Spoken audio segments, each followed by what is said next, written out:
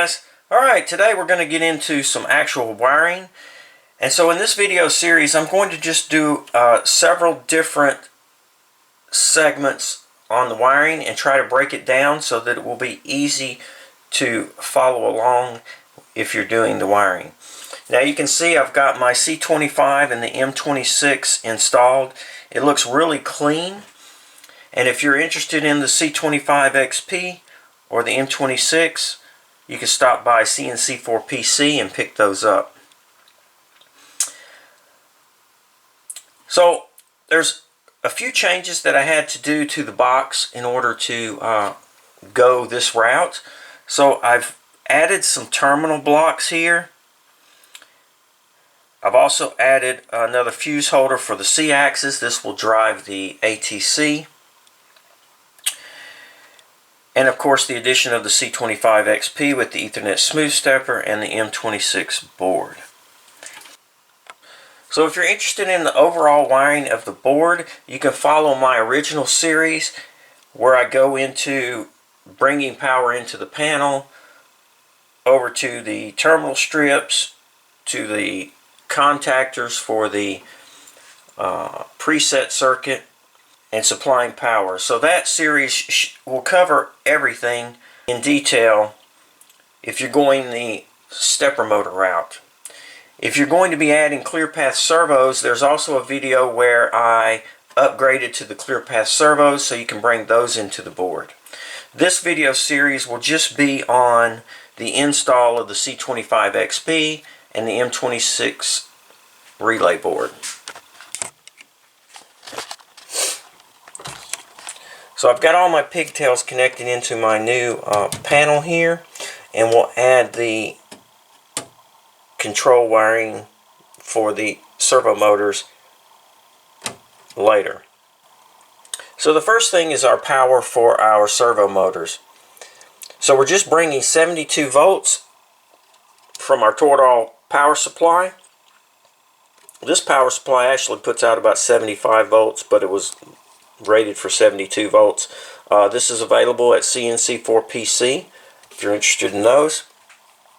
So we have our 72 volts neutral or negative going up to this terminal strip here, and then it goes straight out to each of the mini Molex connectors. So we're bringing our 72 volt positive from our power supply up to each individual fuse.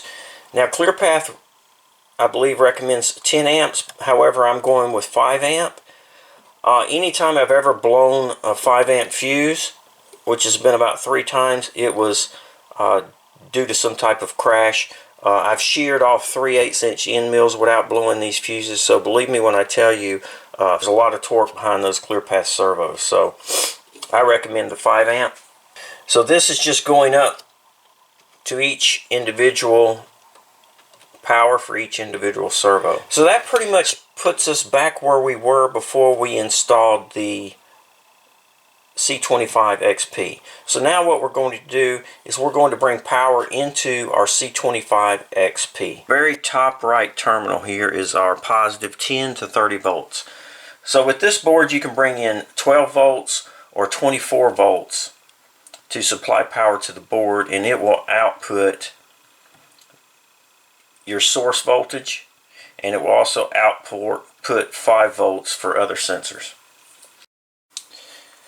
Okay, so our terminal strip here, we have our 72 volts negative from our Toradol power supply, and then we have 5, 12, and 24 volts. These are from my Tri-Power power supply. This is also the common here. This green terminal is the common for our Tri-Power power supply. And then over here we have 5 volts coming from our C25 and our ground from the 5 volt C25. I'm going to be sending this 5 volts to go out to my home sensors. Now the C25 XP, we need to bring power into this board. This board will accept 10 to 30 volts. So you can put 12 volts on this board or 24 volts on the board. We're going to be running 24 volts to it. Now the nice thing about the C25 is you can bring in 12, 24, or 5 volts into these inputs. You're not limited like you were with the C11GS, and you can only use 5 volts. So that's pretty nice. A lot of your sensors are higher voltages. So the first thing we're going to do is we're going to bring power to our C25XP, and we're going to do that with some black wire here. Now this is 16 gauge wire, and we're going to bring it to this very first terminal, top right hand side.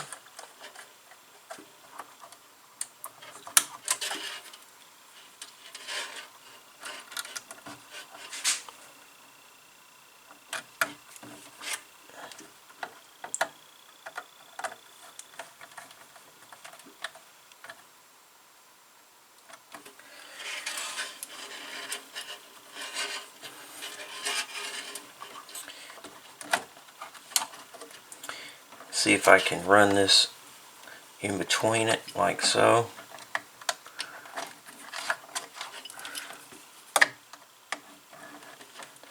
Just run it down in there like that. There we go.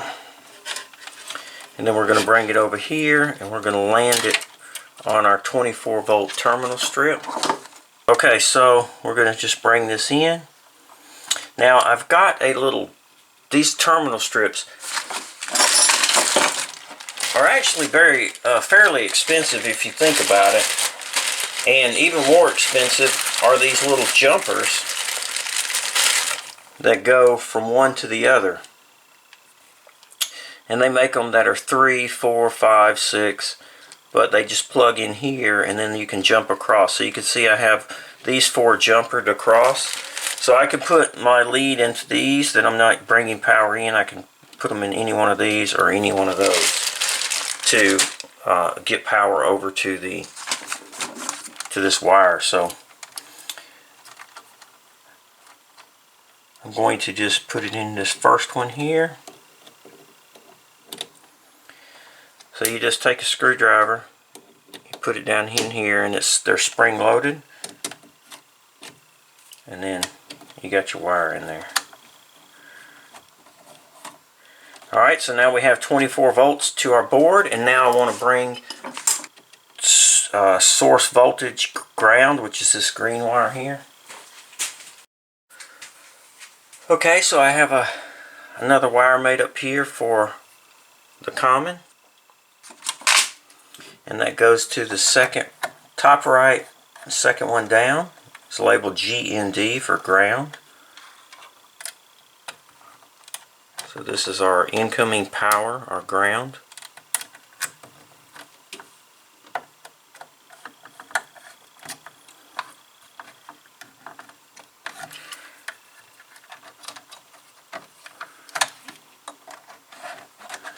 Shove those wires in there, like so.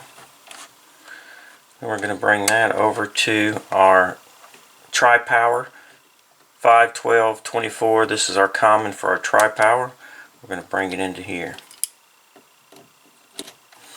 Actually, you know what I'm going to do? Alright, so now I have another one which I'm going to bring over to power up my M26 board. The common is going to go into this common terminal. Terminal strips are not, they only go up to so far on the gauge size. Okay, so got that in there.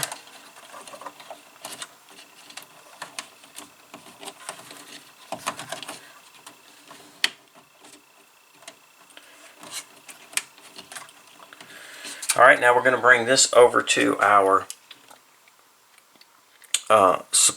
ground for our M26 board.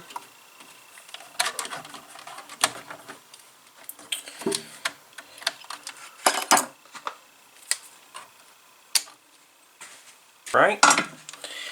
Now this goes, it's labeled right beside the enable circuit, it's labeled 5 volts and ground. Now this M26 has these plug-in terminals, so you can just remove them so that you can screw them in.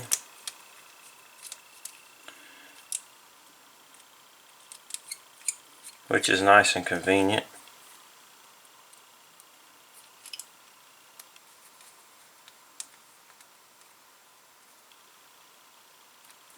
Okay, leave it unplugged because now we're going to bring in our 5 volts to power the M26 expansion board.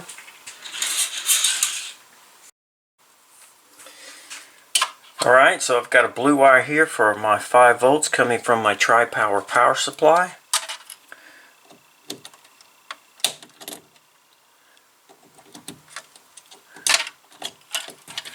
Got that secured. Tuck this wire in. Now I'm going to connect it to the M26 connector here.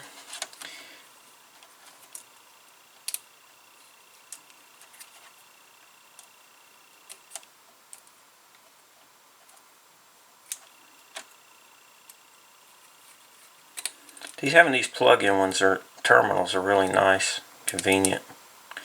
I might mention that to Arturo for the C25. That would make that a little bit easier too.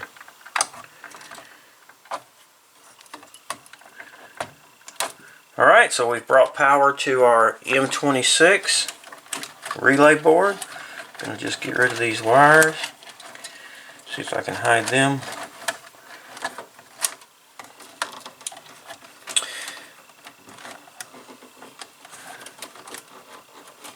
Got all these pigtails tucked in under here, so I'll have to come back and clean up these wires later. Get them nice and neat under here. So we have now brought power from our tri-power power supply over to our C25XP. We landed 24 volts and our common or ground, and we've also landed our ground and our 5 volts to the M26 relay board. So now we've supplied power. We'll move on to the next section. Okay, next we're going to wire up our home sensors. Now I have 3 mechanical home sensors. I didn't change those out from the original build, so I have my X, Y, and Z. So we're basically just running 5 volts up to our home switch, and then we're going to wire the return to one of the inputs. So we're bringing our 5 volts from our 5 volt from our C25 XP. So what I've done here is I've tied all the 5 volts for these 3 limit switches together, and then we're going to land that on our 5 volt terminal strip from our C25 XP. But before we do that, we need to bring the power from the board over to this terminal strip. So that's what we're going to do now.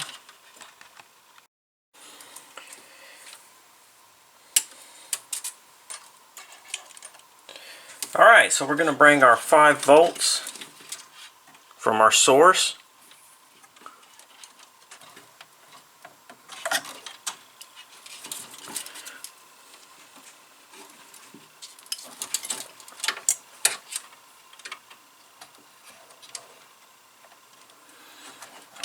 just tuck this wire in like so.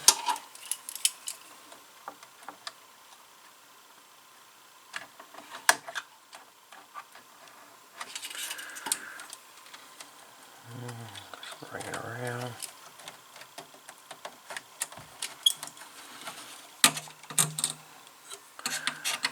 See if we can bring it under here to our wire channel. Bring it out, and then we'll stick it right here on our C25 XP power.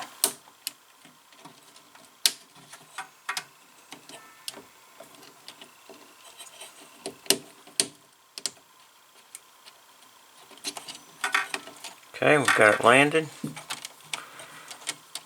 Get all that tucked in.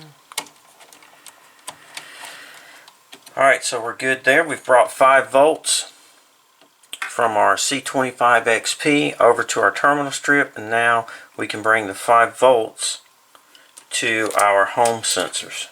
But before we do that, we've got to bring our 5 volt common. So I've got just a different, this one's white and red. The colors, use what you have.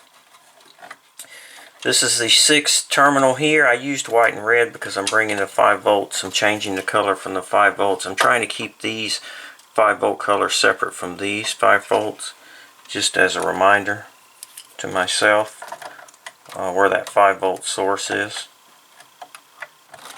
Okay, so again, I'll tuck these wires under.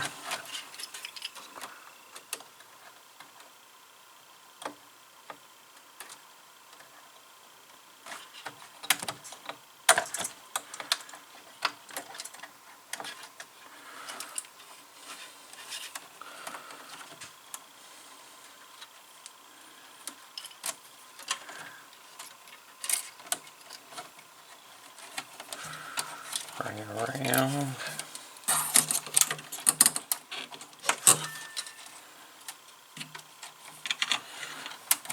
Then I'll bring it to my ground here. Okay.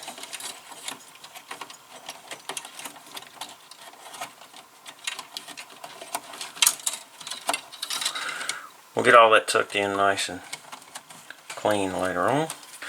Alright, so now I brought my 5 volt source from my C25XP over to my terminal strip, and also brought the ground over to my terminal strip. So now we're going to take the 5 volts going to the 3 home sensors, and we're going to bring them around, and we're going to land that 5 volts right here on the top side of the terminal strip.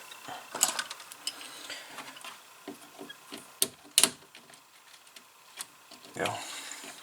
Alright, so now I've got my 5 volts going out to my home sensors, and now the return side we can land on the inputs of the C25XP. So for X, we're going to be going with 10. Make sure I've got the right one here. X, we're going to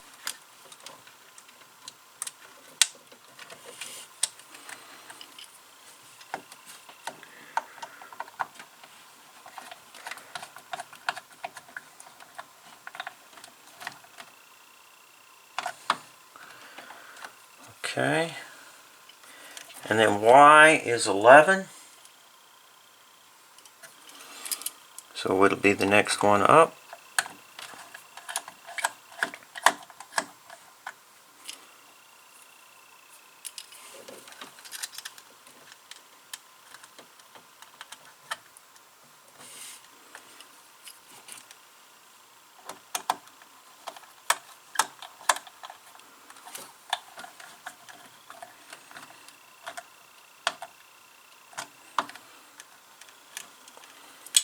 And Z is 12.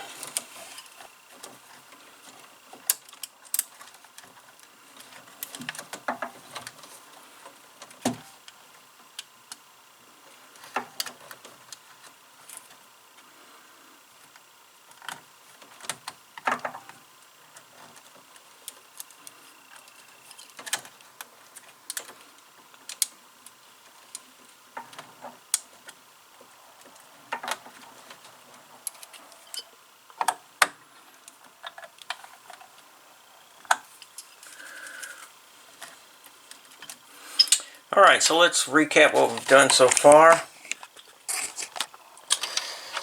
So we've brought in our source 24 volts into our C25XP. Let me zoom in for you. So we've brought in our source 24 volts to our C25XP. The green here is our common, and then here is our 5 volt positive and our common or 5 volt negative. We've also brought those into the terminal strip. So we have our 5 volt. Now you got to zoom out. So here is our 24 volts supplying our C25XP. Our common.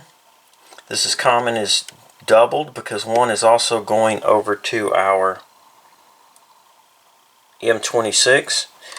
Here is our 5 volt positive for our M26 coming from our tri-power power supply right here. And then here is our 24 volts supplying our C25 and our common supplying the C25. We brought in our wire from our 5 volt source from our C25 and brought it over and landed it on this terminal strip. This is our ground for our 5 volt source here, or our 5 volt negative, and then we're sending it out here to our home sensors.